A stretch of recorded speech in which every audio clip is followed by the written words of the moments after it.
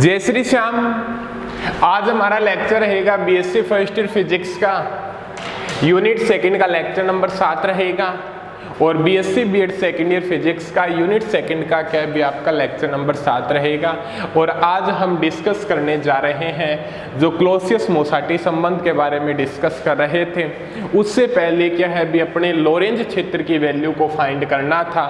ठीक है, भी लोरेंज क्षेत्र क्या चल रहा था भी आपका कि भी कोई समांतर प्लेट संधारित्र इतर की मध्य प्लेटों के मध्य क्या भी कोई पैराविद्युत पदार्थ की पट्टिका रखी हुई थी और पैराविद्युत पदार्थ की पट्टिका के अंदर क्या भी कोई परमाणु था और उस परमाणु पे क्या है भी हमें विद्युत क्षेत्र के मान को क्या करना था भी फाइंड करना था।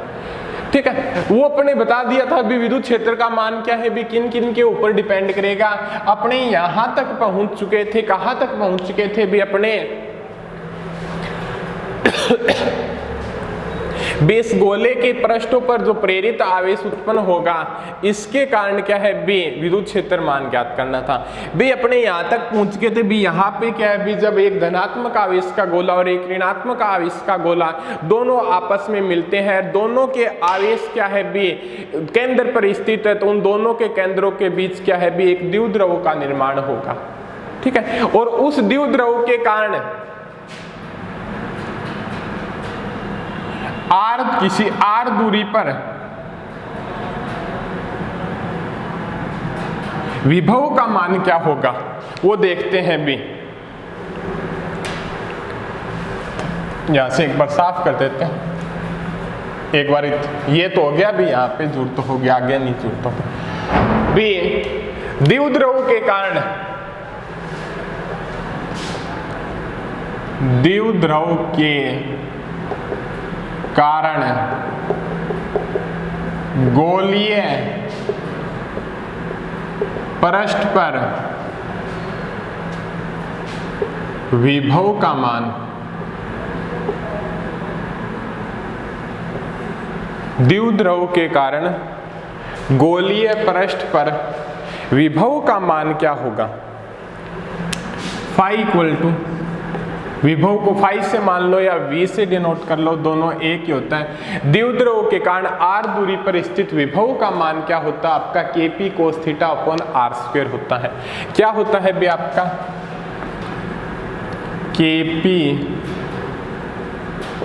cos theta upon r square होता है। यही होता है आपका। यहां पे जो दर्शाया गया है वो स्मॉल p क्या है भी आपका प्रेरित द्विध्रुव आघूर्ण। यही बात है, यहां तक क्लियर हो गया आपका। ठीक है, क्लियर है। अब देखिएगा एक डेफिनेशन हमने पढ़ी थी ध्रुवण की। वो ध्रुवण की डेफिनेशन क्या होती है भी आपकी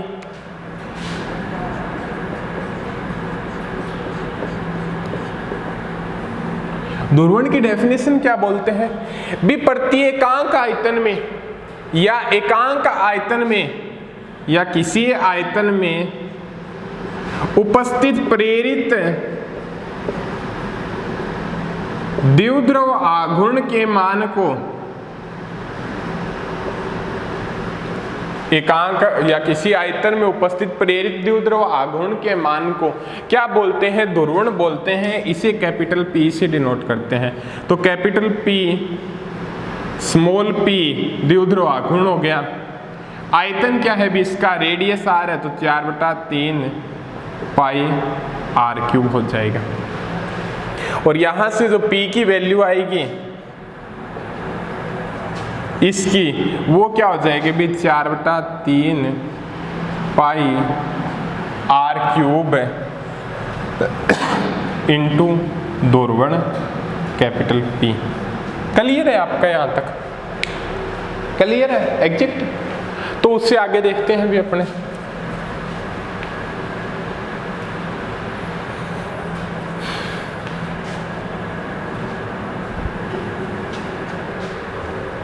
देखिएगा v equal to k 4/3 pi R cube T cos theta R square, यही होगा आपका। तो यहाँ से देखिए आर स्क्वायर से आर रह गया, तो v की वैल्यू क्या आ गई आपकी 4/3 के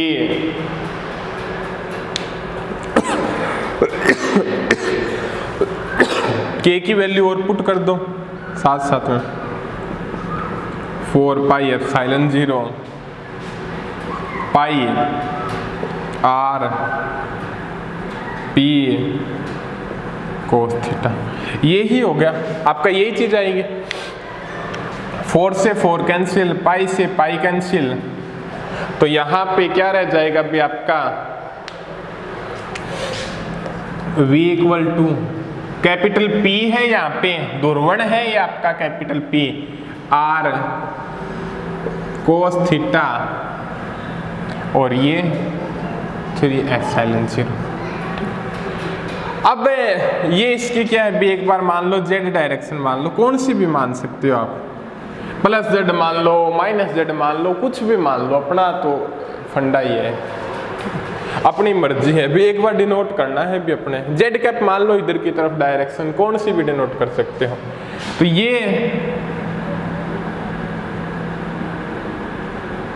ये जो दूरी होगी वो क्या हो जाएगी भी आपकी r कोस थीटा, ये जो दूरी होगी वो आपकी क्या हो जाएगी भी r साइन थीटा, और इस दूरी को क्या है भी z से डिनोट कर रहे हैं।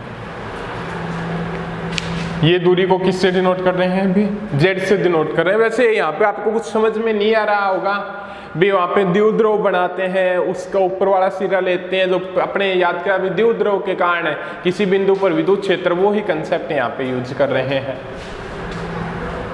ठीक है, तो ये क्या हो जाएगा आपका PZ 3 epsilon 0।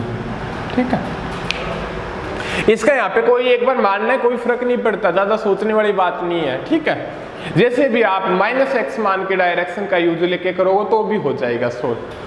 PZ equal to 3 epsilon 0, ये आपका आ गया B।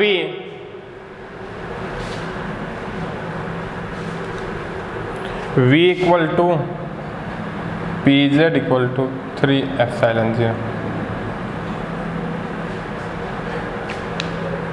गोले के केंद्र पर जो उपस्थित द्विध्रुव बना है उसके कारण क्या है भी गोले के पृष्ठ पर विभव का मान z यहाँ पे क्या है भी आपका r कोस थीटा है। ठीक है, क्लियर है यहां तक आपका। अब देखिएगा भी उससे आगे, अब ये बताता है भी जो यहाँ पे एक रिलेशन फाइंड करते हैं भी, ये जो विभव का मान होता है ये मानते हैं भी ये यहाँ पे जो विद्युत क्षेत्र की तीव्रता होगी वो क्या है भी ओनली ऑन z निर्देशांक पर निर्भर करेगी। ठीक है, z निर्देशांक पे क्या है भी ऊपर डिपेंड करेगी भी, यहाँ पे ध्रुवण हो गया, ये हो गया भी z निर्देशांक, ये दूरी है, इसके ऊपर क्या है भी डिपेंड करेगी विभव का मान होगा जो आपका। अब जो उसके बारे में एक जो विद्युत क्षेत्र की तीव्रता और विभव के मध्य जो रिलेशन होता है वो क्या होता है भी आपका भी, अपने तो क्या है भी विद्युत क्षेत्र का ही मान ज्ञात करना है। ठीक है, रिलेशन क्या होता है भी आपका ये होता है, और यहाँ पे जो डेल क्या होगा करली अपॉन करली x i कैप करली अपॉन करली y j कैप प्लस करली upon curly z k cap v होता है। अपना क्या है भी यहाँ पे ओनली z निर्देशांक के ऊपर डिपेंड कर रहा है, ओनली क्या है भी z निर्देशांक के ऊपर डिपेंड कर रहा है, तो वो क्या डिनोट कर दें E equal to minus curly v upon curly z z cap, k cap लिखो या z कैप लिखो एक ही बात है। ठीक है, कहने का मतलब ज्यादा सोचने वाली बात ये नहीं है। ठीक है, कंफ्यूज मत होना डायरेक्शन के बारे में। भी अपने को क्या है भी एक वैल्यू कैलकुलेट करनी है, x मान लो, y मान लो, z मान लो, कोई फर्क नहीं पड़ता। एक डायरेक्शन मान लो, यदि अपने क्या है भी x मानते हैं तो कर ली v अपॉन कर ली x i कैप हो जाएगा। यदि यहाँ पे y मान लेंगे तो कर ली v अपॉन कर ली y कैप हो जाएगा। यदि यहाँ पे z मान लेंगे तो कर ली z अपॉन कर ली, कौन से ही वेक्टर कर लेना, x minus x, y minus y, z minus z, कोई फर्क नहीं पड़ेगा। सिर्फ एक अपने क्या है भी एक वैल्यू निकालनी है, उसके बारे में ज़्यादा कोई इतना मैटर नहीं है इसका, ठीक है। तो ये चीज आ गई। अब क्या है भी इस रिलेशन के अंदर क्या है भी ये चीज पुट कर दो और ये जो आपकी विद्युत क्षेत्र की तीव्रता आ जाएगी, ठीक है। E करली V upon curly Z minus ये ही था Z कैप, तो E माइनस करली अपन करली Z, V की वैल्यू क्या है भी आपकी PZ अपन 3 epsilon 0 Z cap, E Z से क्या हो जाएगा, एक हो जाएगा, तो P अपन 3 एप्सिलॉन 0 Z कैप। ये चीज़ आ गई आपकी। कोई भी मान लो x y z मानोगे ना, अभी आपने x करके y करके z करके कुछ भी मानोगे आप, कोई इससे फर्क नहीं पड़ेगा आपका, ठीक है। P अपॉन 3 एप्सिलॉन 0 हो गया आपका, ठीक है।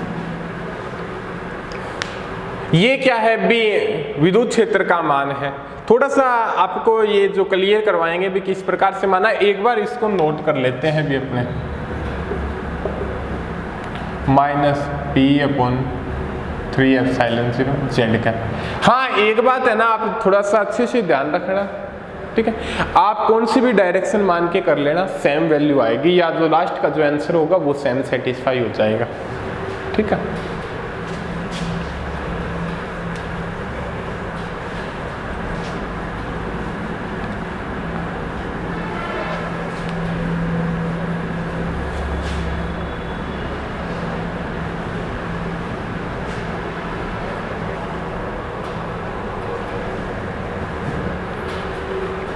अब देखिएगा,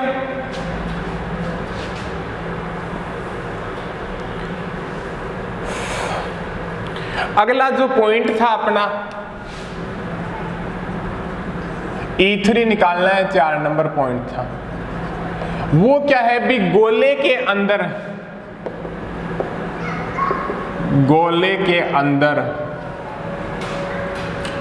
उपस्थित द्विध्रुवों के कारण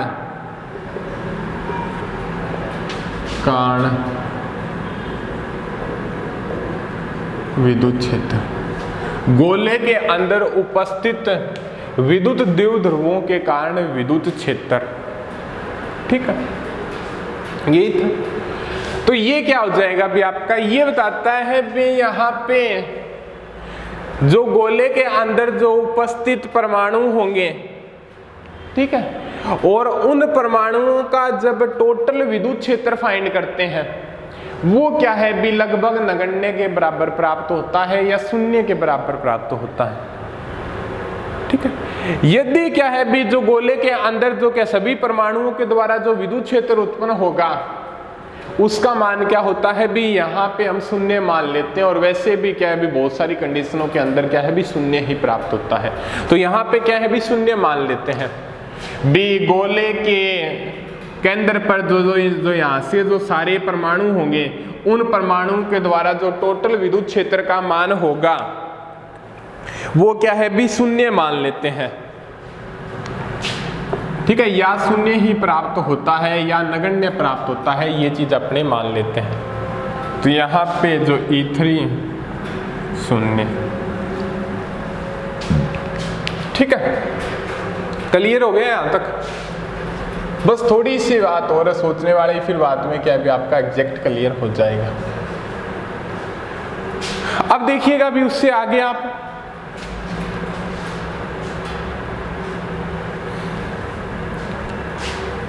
जो स्थानीय क्षेत्र था,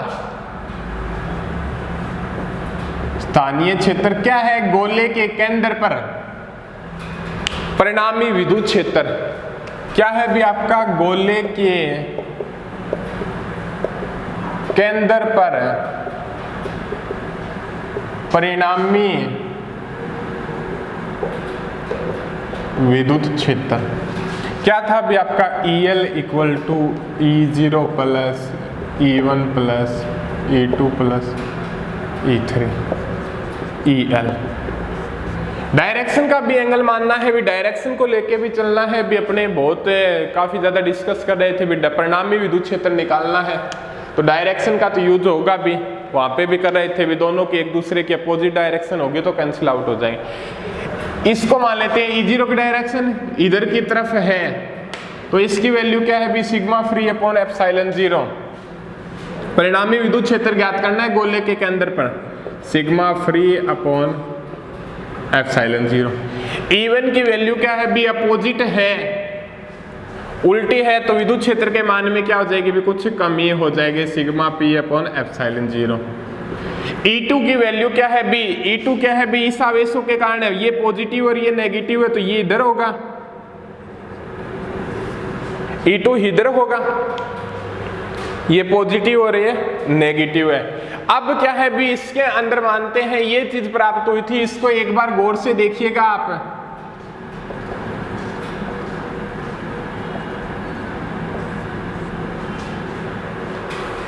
ठीक है, ये गौर से देखिएगा, ये जेड डायरेक्शन के अंदर है, प्लस जेड डायरेक्शन मानी थी वहां पे अपने, ये इधर को तरफ है ना अपने, प्लस जेड माना था यहाँ पे, अपने सोचने वाली बात है, प्लस जेड माना था तो ये वैल्यू प्राप्त हुई थी यहाँ पे, जो विद्युत क्षेत्र का मान क्या था भी, ये था, ठीक है, उस कंडीशन के अंदर क्या था भी, ये था, इधर वाली डायरेक्शन के अंदर विद्युत क्षेत्र का मान क्या था भी आपका, ये था, क्या था भी आपका, E equal to minus P3 epsilon 0, ठीक है, इधर की तरफ आया था यही था, प्लस जेड डायरेक्शन कैप मानी थी, कौन सी मानी थी, जेड कैप मानी थी, तो यहाँ पे विद्युत क्षेत्र का मान क्या था भी, ये था। अब क्या है बी, इधर की तरफ था, किसी साइड की तरफ, इधर की तरफ, ये क्या है बी, इधर की तरफ है, कैसे, ये पॉजिटिव और ये नेगेटिव है तो ये इधर की तरफ है, अपने लिया किधर की तरफ था, इधर की तरफ था, तो ये इसका क्या हो जाएगा बी, अपोजिट हो जाएगा, तो ये क्या हो जाएगा बी, P/3 एप्सिलॉन 0। डायरेक्शन का तो यूज करना ही है अभी अपने,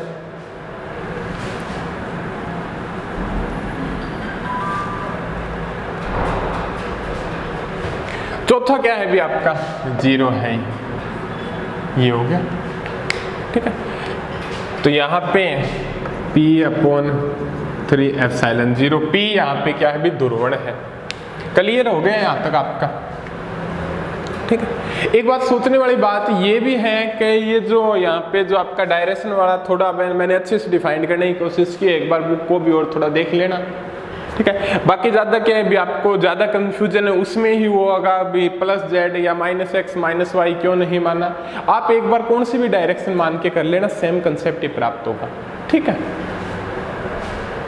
अब देखिएगा भी उससे आगे, सिग्मा फ्री क्या है भी आपका,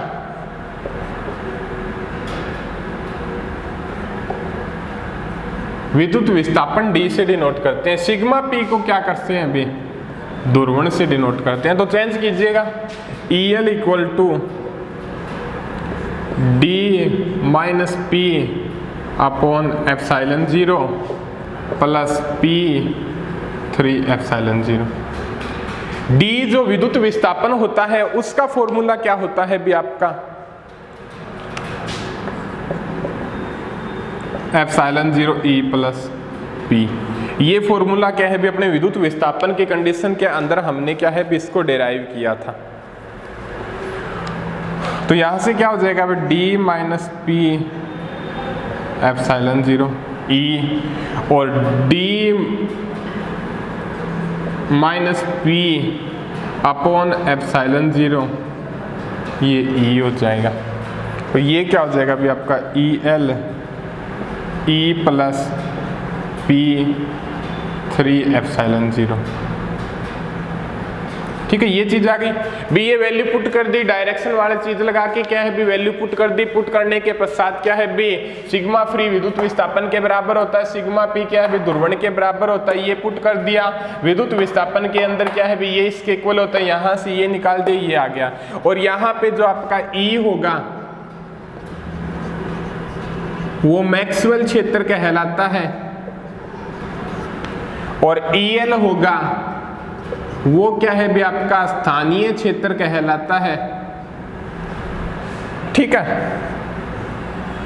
और आपके द्वारा पूछ ले भी कोई पैराविद्युत विसमांतर प्लेट संधारित्र की प्लेटों के मध्य कोई पैराविद्युत पट्टिका रखी गई है, और पैराविद्युत पट्टिका के जो किसी एक परमाणु पर है जो विद्युत क्षेत्र का मान होगा, वो विद्युत क्षेत्र का मान क्या है भी ये होगा E L equal to E plus P upon 3 epsilon 0। E क्या है आपका, डी क्या है भी विद्युत विस्थापन है, फाइंड कर सकते हैं भी अपने पृष्ठ आवेश घनत्व के बराबर होता है। पी यहाँ पे ध्रुवण है, वो क्या है भी प्रति एकांक आयतन में उपस्थित द्विध्रुव आघूर्ण की वैल्यू वो भी अपने फाइंड कर सकते हैं। एप्सिलॉन 0 निर्वात की विद्युतशीलता है, और ये सारी वैल्यू पुट करके क्या है भी उसके ऊपर विद्युत क्षेत्र का मान क्या है भी अपने फाइंड कर सकते हैं, इसके ऊपर डिपेंड करेगा। अब यहां तक पहुंचने के बाद क्या है भी ये तो हो गया स्थानीय क्षेत्र का मान। अब डिफाइन करते हैं भी क्लॉसियस मोसाटी संबंध क्या होता है, क्लॉसियस मोसाटी संबंध क्या होता है, उसके बारे में क्या है भी अपने डिस्कस करते हैं।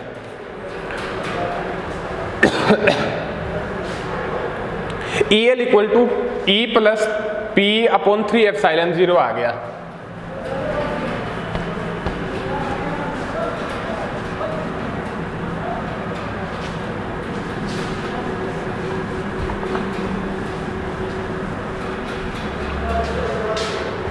E L equal to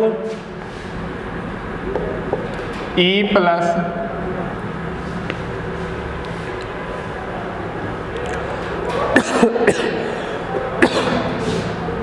P upon 3 epsilon 0,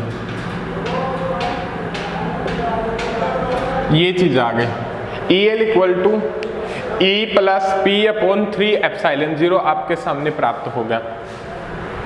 ई यहां पे क्या है भी मैक्सवेल क्षेत्र है, क्या है भी आपका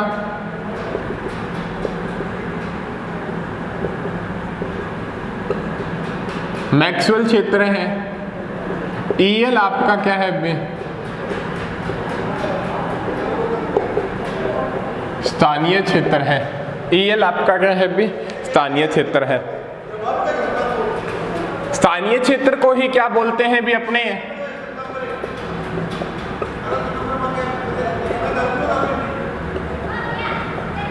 लोरेंज क्षेत्र कहते हैं। स्थानीय क्षेत्र को ही क्या बोलते हैं भी अपने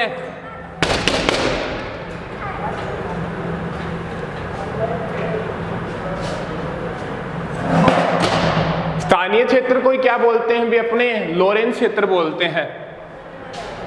ठीक है, E L equal to E plus P upon 3 epsilon 0। P यहाँ पे क्या है भी ध्रुवण कहलाता है। क्लियर है यहाँ तक आपका। अब क्या है भी उससे आगे अपने डिस्कस करते हैं। एक आपने डेफिनेशन पढ़ी होगी, कौन सी डेफिनेशन की बात कर रहा हूं मैं आपके सामने, विद्युत प्रवृत्ति कैसे फाइंड करते हैं बी। यहाँ पे जहां पे स्थानीय क्षेत्र की स्थिति में क्या होता है बी, यहाँ पे प्रेरित द्विध्रुव आघूर्ण विद्युत क्षेत्र की तीव्रता के क्या होता है बी समानुपाती होता है। तो पी समानुपाती ई एल, और वहां से अपने जो रिलेशन फाइंड किया था भी जो परमाणुविक ध्रुवणता का, परमाणुविक ध्रुवणता के बारे में बता रहा हूं, वो यहाँ पे क्या था बी प्रेरित द्विध्रुव आघूर्ण विद्युत क्षेत्र की तीव्रता के क्या होता है भी समानुपाती होता है। स्थानीय क्षेत्र के समानुपाती हो जाएगा भी स्थानीय क्षेत्र के प्रभाव में। स्थानीय क्षेत्र के प्रभाव में तो यहाँ पे पी एल्फा ई एल, और यहाँ पे जो एल्फा होगा वो क्या कहलाता है भी आपका परमाणुविक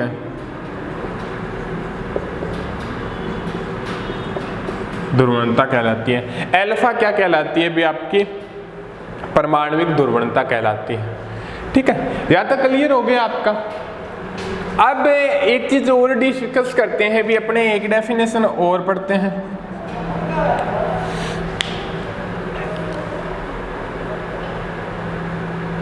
यदि पैराविद्युत के, यहां तक हो गया आपका, ये स्थानीय क्षेत्र आ गया, ये डेफिनेशन स्थानीय क्षेत्र के प्रभाव में प्रेरित द्विध्रुव आघूर्ण EL के समानुपाती होगा। और यहाँ पे जो लगाते हैं तो अल्फा यहाँ पे परमाणुक ध्रुवणता कहलाती है। ये चीज तो अपने पढ़ चुके हैं। यदि पैराविद्युत के प्रति एकांक आयतन में परमाणुओं की संख्या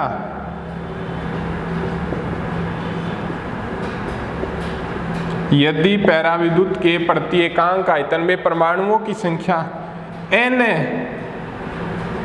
है तो, यदि पैराविद्युत के प्रति एकांक आयतन में परमाणुओं की संख्या n है तो प्रति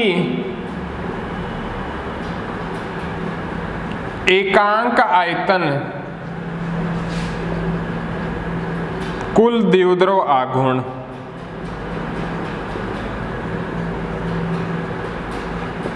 प्रति एकांक आयतन कुल द्विध्रुव आघूर्ण क्या होगा। एक चीज अपने पढ़ी होगी भी, एक रिलेशन अपने क्या है भी बार बार पढ़ते हैं, काफी ज्यादा बार हमने पढ़ चुके हैं। वो रिलेशन क्या है भी आपका एकांक आयतन कुल प्रेरित द्विध्रुव आघूर्ण क्या होता है भी ध्रुवण के बराबर होता है। यही बराबर चीज होती है। यहाँ पे क्या लिखा गया भी प्रति एकांक आयतन कुल द्विध्रुव आघूर्ण ध्रुवण के बराबर होगा। एकांक हो गया तो छोड़िए, जब उसकी वैल्यू ये होगी कुल द्विध्रुव आघूर्ण ऊपर क्या हो जाएगा, एक बार बता देते हैं। एकांक हो गया, आयतन की वैल्यू क्या है भी एकांक है। कुल द्विध्रुव आघूर्ण वो किसके ऊपर डिपेंड करेगा, यदि पैराविद्युत पदार्थ के अंदर, यदि एकांक आयतन में परमाणुओं की संख्या n है, ठीक है, पैराविद्युत के, तो किसके ऊपर डिपेंड करेगा, यदि पैराविद्युत पदार्थ के अंदर जितने परमाणु होंगे, प्रत्येक परमाणु का क्या होता है द्विध्रुव आघूर्ण होता है, जितने परमाणु होंगे उनसे क्या है मल्टीप्लिकेशन कर देंगे। तो यहाँ पे एकांक आयतन में परमाणुओं की संख्या n है तो ये क्या हो जाएगा n रो, एकांक है तो इसको हटा दिया। और द्विध्रुव आघूर्ण की वैल्यू क्या होती है भी रो इक्वल टू अल्फा ई है, n अल्फा ई है। ये हो गया आपका, ठीक है, क्लियर है यहां तक आपका। अब क्या है भी देखिएगा, यहां तक हो गया। अब क्या है भी यहां से जो EL का मान है, EL का मान समीकरण 1 दे दो। EL का मान समीकरण 1 में रखने पर EL का मान क्या है भी समीकरण 1 के अंदर रख दो। EL की वैल्यू क्या है भी यहाँ पे P/n अल्फा है। क्या है भी आपकी P/n अल्फा है, रख दो P/n alpha E plus P3 epsilon से। ये ही होगी आपके। देखिएगा अभी आगे सोल्व कीजिएगा भी इसको। P/n alpha E plus P/3 epsilon 0, तो P equal to n alpha E plus n alpha P/3 epsilon 0। यहाँ तक हो गया भी आपका। अब क्या है भी उससे आगे अपने देखते हैं, n अल्फा कॉमन ले लो। n अल्फा तो कॉमन लिया हुआ है ही, तो आप क्या कर लो P minus n alpha P3 epsilon 0 n alpha E हो गया, ठीक है। अब क्या है भी उससे आगे अपने थोड़ा सा और देखें तो क्या चीज कॉमन आ सकती है भी P कॉमन आ जाएगा, ले लो इसको P को ही।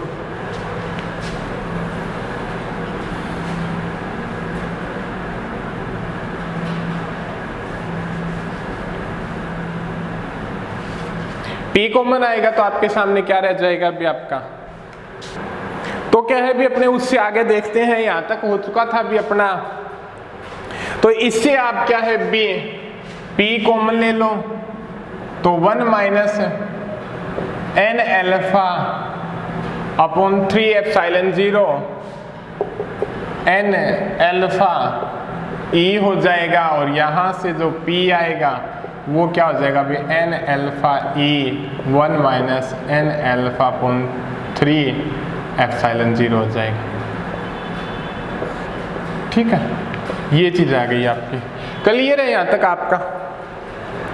एक रिलेशन अपने और पढ़ा था, P इक्वल टू क्या होता है भी आपका ध्रुवण है विद्युत क्षेत्र की तीव्रता के समानुपाती होता है, और वहां पे एप्सिलॉन 0 काई E आता है, और यहाँ पे काई क्या कहलाता है भी आपका विद्युत प्रवृत्ति कहलाती है। काई यहाँ पे क्या कहलाती है भी आपकी विद्युत प्रवृत्ति कहलाती है। तो देखिएगा एप्सिलॉन 0 काई E n alpha E 1 minus n alpha 3 epsilon 0। ठीक है, यहां से देखिएगा भी क्या रह जाएगा भी E से E कैंसिल हो जाएगा, और ये इधर की तरफ ले लो काई E 1 minus n alpha 3 epsilon 0 n alpha. ठीक है,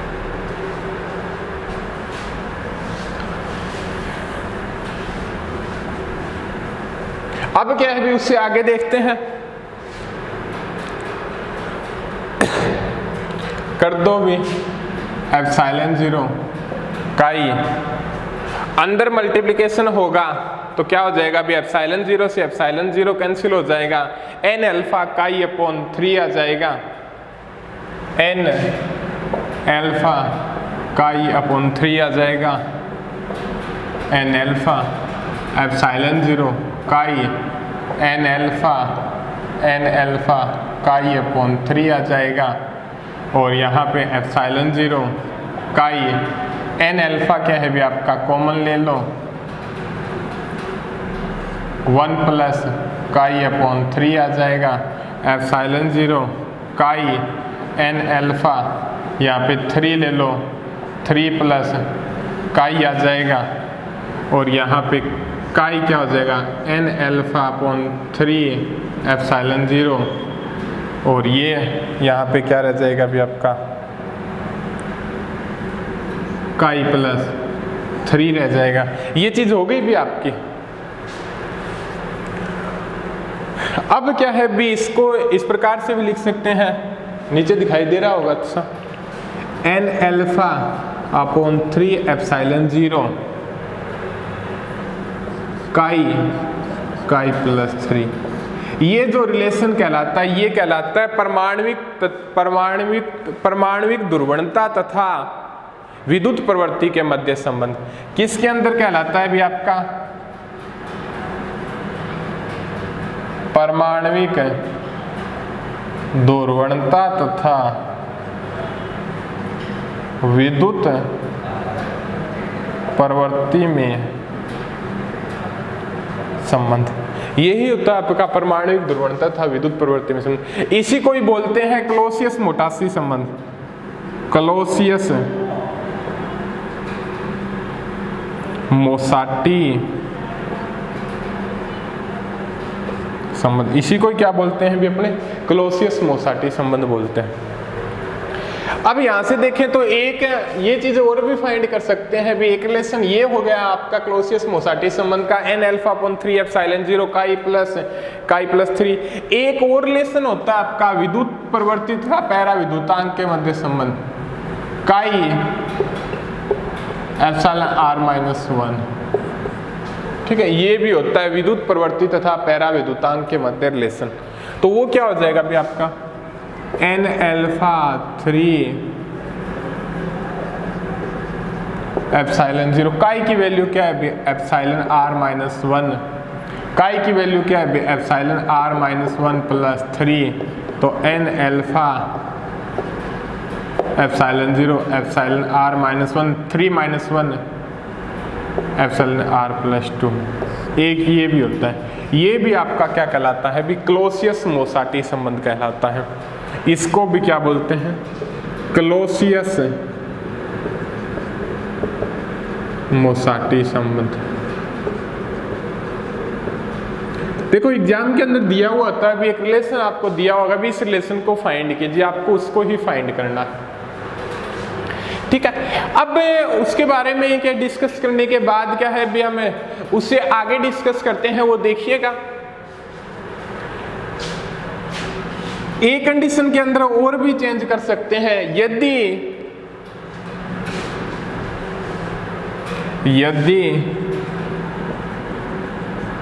पैराविद्युत का परमाणु भार Ma घनत्व रो आवोगाद्रो संख्या Na है तो प्रति एकांक पैराविद्युत के प्रति एकांक आयतन में परमाणुओं की संख्या के तो एकांक आयतन परमाणुओं की संख्या वो क्या हो जाएगी भी आपके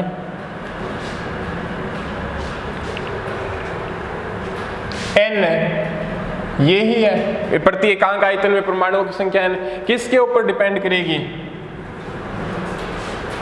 रो Na/Ma के ऊपर डिपेंड करेगी, ठीक है। रो यहाँ पे घनत्व है, Na यहाँ पे आवोगाद्रो संख्या है और Ma पैराविद्युत का परमाणु भार है। तो इस रिलेशन को भी आप चेंज कर सकते हो, n की वैल्यू रख दो यहाँ पे रो Na/Ma 3 epsilon 0 epsilon r minus 1 epsilon r plus 2। और आप इस रिलेशन को क्या है भी आप इस प्रकार से भी लिख सकते हो, सॉरी n की जगह क्या है भी रो Na/Na अल्फा हो आएगा, ठीक है। तो आप क्या है इस रिलेशन को इस प्रकार से भी लिख सकते हो Na alpha 3 epsilon 0 Ma rho epsilon r minus 1 epsilon r plus 2, ये चीज, ठीक है। ये भी आपका क्या कहलाता है भी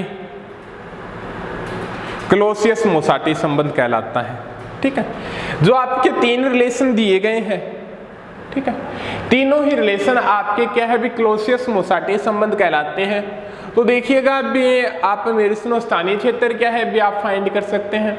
उसके बाद में यदि आपके अंदर दिया हो भी क्लोसियस-मोसाटी संबंध का व्युत्पन्न कीजिए, यदि कुछ नहीं दिया हो तो यहाँ तक करके आप छोड़ सकते हो। यदि वहाँ पे क्या भी काफ़ी ज़्यादा बार एग्जाम के अंदर एक रिलेशन लिखा हुआ आता है, रिलेशन शो होता है, ठीक है, तो इस रिलेशन को क्या भी आप इस प्रकार से भी लिख सकते हो। वैसे आपको यहाँ पे सभी पता है, ये यहाँ पे ये चीज है, वहाँ पे क्या है भी जो अपने क्या भी शो करते हैं विद्युत प्रवृत्ति को काई से शो करते हैं, वहाँ पे कुछ क्या भी लिख के चेंज भी कर सकते हैं। यहाँ पे इसका क्या है भी ये है, तो उस कंडीशन के अंदर थोड़ा आपको देखना पड़ेगा। और वैसे क्या है भी क्लोसियस-मोसाटी संबंध एग्जाम के लिए मोस्ट इंपॉर्टेंट टॉपिक है। वैसे प्रत्येक बार ये क्वेश्चन आता ही है, तो आपको क्या है भी 2 लेक्चरों के अंदर ये क्वेश्चन है, आराम से क्या है भी इसको डेरिवेशन को सोल्व कीजिएगा आराम से। थ्योरेटिकल पार्ट और डेरिवेशन पार्ट आपके दोनों बता दिए गए हैं, दोनों अच्छे से सोल्व कीजिएगा। यदि कोई डाउट हो तो फिर भी आपका हम क्या क्लियर कर देंगे। तो आगे डिस्कस करते हैं अब में अगली क्लास के अंदर।